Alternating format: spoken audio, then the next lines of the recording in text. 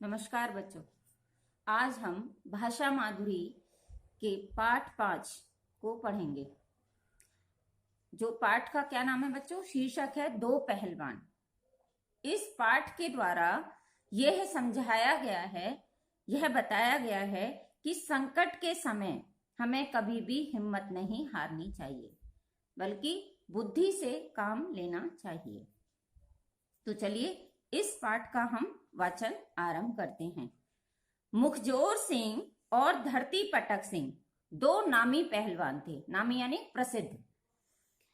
धरती पटक सिंह ने अनेक दंगलों में बलशाली पहलवानों को हराकर अनेक पुरस्कार भी जीते थे। ठीक है, दंगल कहते हैं कुश्ती को बच्चों। वह अपनी शक्ति को बनाए रखने के लिए घंटों व्यायाम करता तथा पौष्टिक भोजन किया करता था। व्यायाम मतलब कसरत, पौष्टिक भोजन बच्चों जिसमें कि सारे मिनरल्स हों, विटामिन्स हों, है ना, सारे प्रोटीन्स हों, उसको हम कहते हैं कि वो पौष्टिक भोजन है। उसका नाम सुनकर अच्छे अच्छे बलशाली पहलवानों के होश उड़ जाते थे, है ना, होश उड़ जाते यानी वो घबरा जाते थे उससे देखकर। परंतु मुखजोर सिंह उसके नाम से बिल्कुल भी नहीं डरता था। मुखजोर सिंह को कभी किसी ने कुश्ती लड़ते हुए नहीं देखा था तो पहलवान, लेकिन कभी किसी ने उसको कुश्ती लड़ते हुए नहीं देखा था।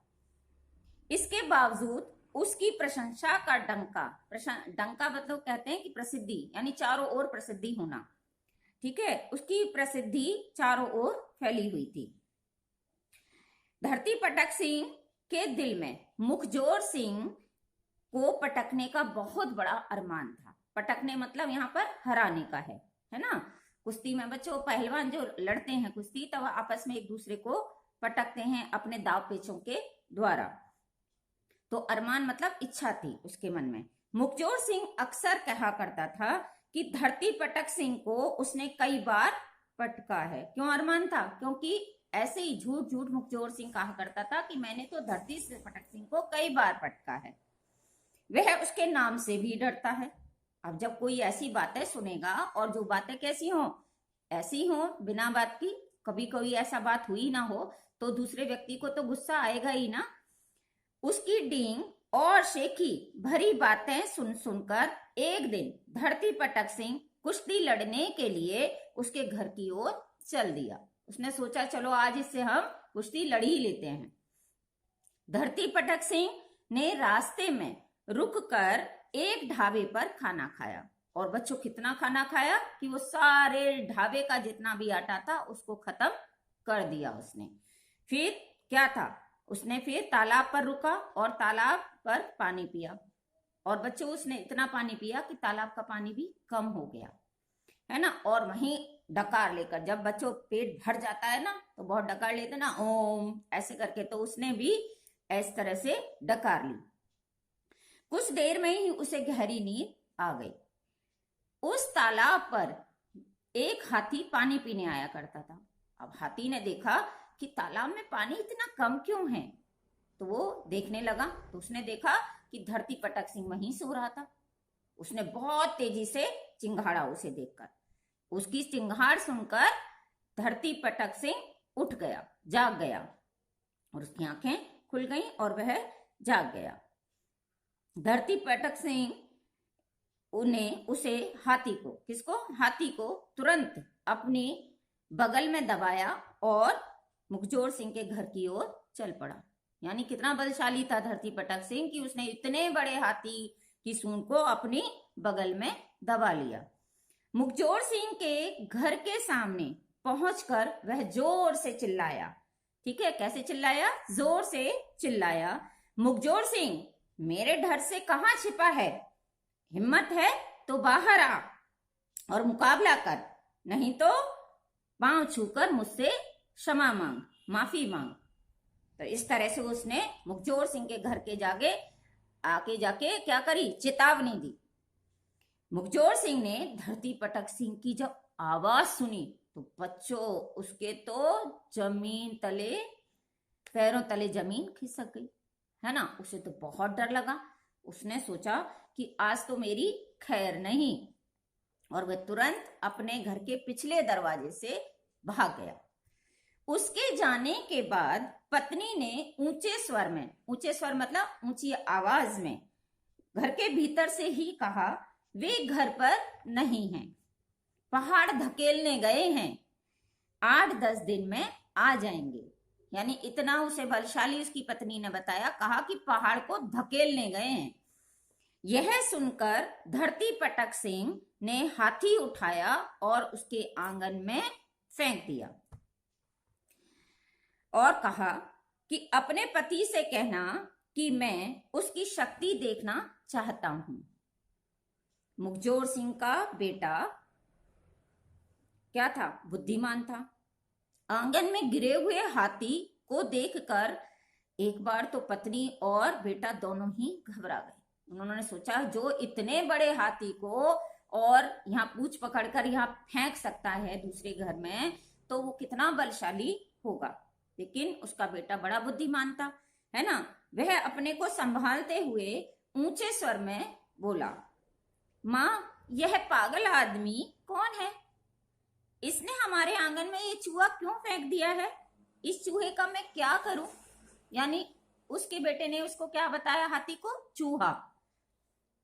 उसकी माँ ने समझाते हुए कहा, बेटा, घबराने की कोई बात नहीं, अपने पिता को आने दे, उनके आते ही यह पागल दुम दबाकर भाग जाएगा। इस चूहे को झाड़ू से बाहर कर दे। अब तो धरती पटक सिंह को लगा कि अरे, झाड़ू से हाथी को बाहर करेगी और उसको चूहा बोल रही है ना। आंगन में झाड़ू की आवाज धरती पटक सिंह के कानों में पड़ी। यानी वो झाड़ू से करने लगा, यानी क्या करने लगा? हाथी को हटाने लगा। हाथी कोई झाड़ू से हट सकता है बच्चों? नहीं ना।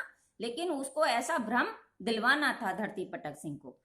इसके बाद फिर मुखजोर सिंह के बेटे का स्वर उभरा यानी आवाज आई, माँ, यह चूहा तो नाली में गिर गया। धरती पटक सिंह सोचने लगा, क्या सोचने लगा? कि जब उसका बेटा इतना बलशाली है तो हो सकता है कि वह खुद भी मेरे जितना या मुझसे भी अधिक बलशाली हो। यह सोचकर वह थोड़ा भयभीत हुआ। भयभीत मतलब डर गया थोड़ा सा, है ना। अपने भय पर नियंत्रण रखते हुए, नियंत्रण यानी बच्चों काबू रखते हुए, है ना, उसने क्या कहा? उसने घर के बाहर खड़े हुए एक खजूर के वृक्ष को उखाड़ा, है ना। इतना बड़ा खजूर का पेड़ उसने उखाड़ लिया और कहा, क्या कहा? बहुत तेजी आवाज में कहा, ऊंचे स्वर यानी तेज आवाज में कहा, अपने पिता से कहना कि मुझे एक छड़ी चाहिए थी, इसलिए मैं बाहर खड़े पेड़ को लिए जा रहा हूं। यानी धरती पटक सिंह ने क्या कहा? पेड़ को एक क्या कहा बच्चों? पेड़ को छड़ी। मुखजोर सिंह के बेटे ने चिल्लाते हुए कहा, माँ देखो, यह पागल मेरे पिता की दातुन लिए जा रहा है। उसका बेटा इतना चतुर था, वो और भी ज्यादा था। धरती पटक सिंह ने पेड़ को छड़ी बताया और उसने क्या बताया? उसको दातुन ही बता दिया। बच्चों, दातुन होती है नीम की जो डाली होती है, उसको छोटा कर लेते हैं और उससे जो डंडी होती है उससे दांतों को, बच्चों नीम की जो डंडी होती है उसको हम दातुन कहते हैं। उससे आगे से चबा लेते हैं उस डंडी को और उससे फिर दांतों को साफ करते हैं, जिससे कि दांत हमारे स्वस्थ और साफ रहते हैं। तो धरती पटक सिंह ने की आंखें फटी की फटी रही। उसे विश्वास हो गया कि मुखजोर सिंह से कुश्ती लड़ने पर उसे हार का सामना करना ही पड़ेगा। यह सोचते हुए वहां से भाग गया। कुछ देर बाद मुखजोर सिंह वापस आया घर की ओर और उसने अपने बेटे से पूछा, कहाँ गया वह गप्पी? है ना, गप्पी कहते हैं बच्चे जो बड़ा चढ़ाकर बात करता है। बेटे ने उत्तर दिया, वह हमारा खजूर का पेड़ उखाड़ कर ले गया। उसने क्रोधित स्वर में कहा, मेरा बेटा होकर भी तूने मेरा नाम डुबो दिया। उसे करारा जवाब क्यों नहीं दिया? तुझे मैं अभी नदी में फेंक कर आता हूँ। मुखजोर सिंह ने अपने बेटे को कंधे पर बिठा लिया और नदी की तरफ चल पड़ा। नदी गांव से बहुत दूर थी। वह पैदल चलते हुए सोच रहा था कि यदि उसका बेटा रास्ते में रोएगा तो वह समझाकर उसे क्षमा कर देगा, परंतु उसका बेटा आराम से कंधे पर बैठा रहा। मुखजोर सिंह ने उसे डराने के लिए कहा, नदी पास ही है। जैसे बच्चों को डराते हैं ना कि अब शेर आने वाला है, तो इसी तरह से उसने भी उसे डराया। बेटे ने कहा, हाँ पिताजी, मुझे भी लहरें उठती हुई दिखाई दे रही हैं। यानी बेटा उससे भी आगे। बेटे का कथन सुनकर उसका क्रोध शांत हो गया। उसने उसे कंधे से उतारा और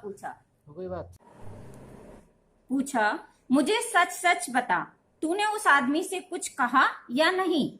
बेटे ने उत्तर दिया, मैंने उसे कुछ नहीं कहा, परंतु अपनी माँ से कहा था। उसने एकदम सीधे से तो उससे कहा नहीं था, उसने अपनी माँ से कहा कि एक पागल आदमी मेरे पिता की दातुन लेकर भाग रहा है। मुखजोर सिंह ने उसकी पीठ थपथपाते हुए कहा, पीठ थपथपाना एक मुहावरा है। बेटे, एक दिन तू दुनिया में अवश्य मेरा नाम रोशन करेगा। तो बच्चों, कहानी ये यहीं पर समाप्त हुई। तो इस पाठ से आपने जो सीखा उसे अपने जीवन में जरूर उतारना कि हमें अपनी बुद्धि से काम लेना चाहिए।